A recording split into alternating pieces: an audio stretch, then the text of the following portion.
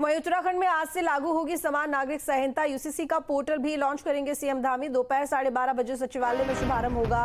UCC लागू करने वाला देश का पहला राज्य होगा और राष्ट्रादि तलाक और विरासत कानून सबके लिए एक, विवाह रजिस्ट्रेशन जरूरी, तलाक का एक समान कानून, लिव इन रिलेशनशिप का पंजीकरण अब से अनिवार्य हो जाएगा। उत्तराखंड में समान नागरिक संहिता लागू होने जा रही है। करीब 2.5 साल तक उत्तराखंड सरकार ने इस पर होमवर्क किया है, जिसके बाद अब इसे अंतिम चरण पूरा होने के बाद लागू किया जा रहा है।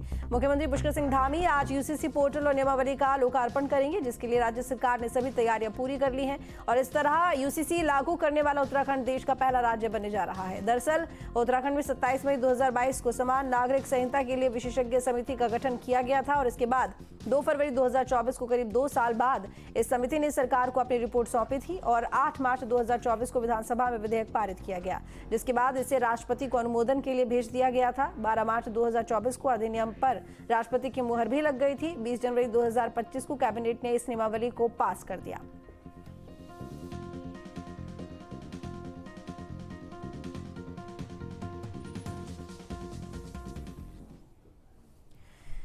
यूसीसी पर सीएम धामी ने कहा कि हमने चुनाव से पहले देवभूमि की जनता से जो वादा किया था वो आज पूरा हो जाएगा और जो देश में बड़े निर्णय लिए गए हैं उनमें उत्तराखंड भी आहुति देने जा रहा है।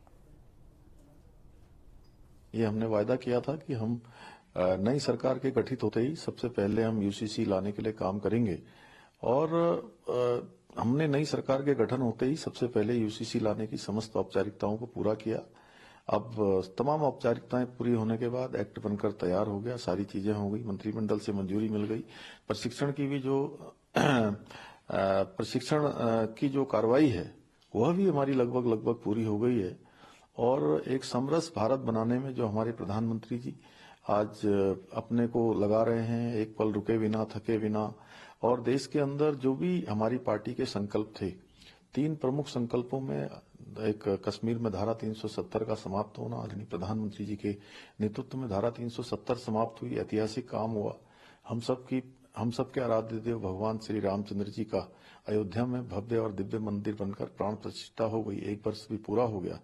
और जो प्रधानमंत्री जी का संकल्प है कि भारत एक समरस भारत बने, भारत दुनिया का सिरमौर भारत बने, उसमें एक आहुति उत्तराखंड के लोगों की भी है कि उत्तराखंड ने हिंदुस्तान की आजादी के बाद पहला राज्य होने का गौरव देवभूमि उत्तराखंड को मिल गया है कि हम सभी के लिए किसी का लिंग का भेद नहीं होगा, किसी जाति का नहीं होगा, किसी पंथ का नहीं होगा, किसी समुदाय का नहीं होगा और हम सबके लिए एक समान कानून जो भारत के संविधान के अनुच्छेद 44 में जिसका प्रावधान है उसको हम यहाँ 27 जनवरी 2025 में लागू करने जा रहे हैं। वहीं यूसीसी को लेकर सियासी बयानबाजी का दौर भी शुरू हो गया। इसको लेकर अलग अलग राजनीतिक दलों की प्रतिक्रिया सामने आई है।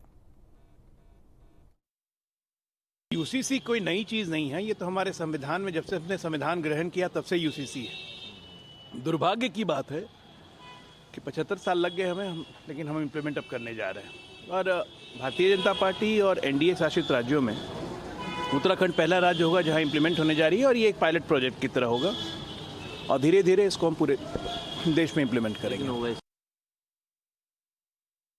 आने दीजिए, क्या वो लेकर के आते हैं?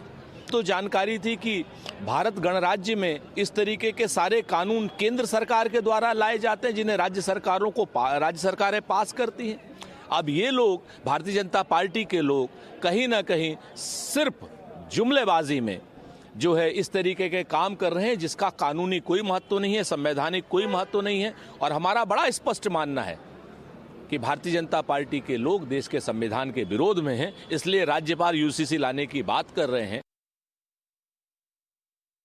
लोगों के अधिकारों का हनन नहीं होना चाहिए, सब एक समान हैं, लेकिन उसमें हमारे संविधान में सबके लिए अलग अलग उनके अधिकार हैं उनको प्रोटेक्ट करने की भी बात की गई है।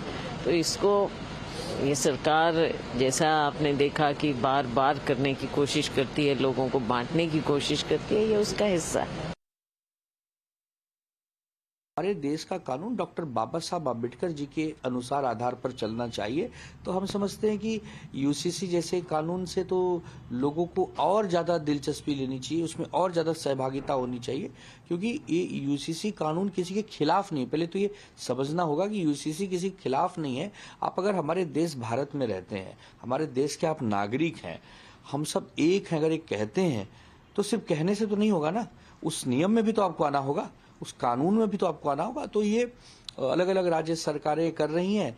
अब चूंकि हमारी अभी राज्य में सरकार नहीं, हमारी सरकार आएगी तो हम भी इस पर विचार करेंगे और हम भी इस पर काम करेंगे। और अमृतसर की घटना पर बीएसपी अध्यक्ष मायावती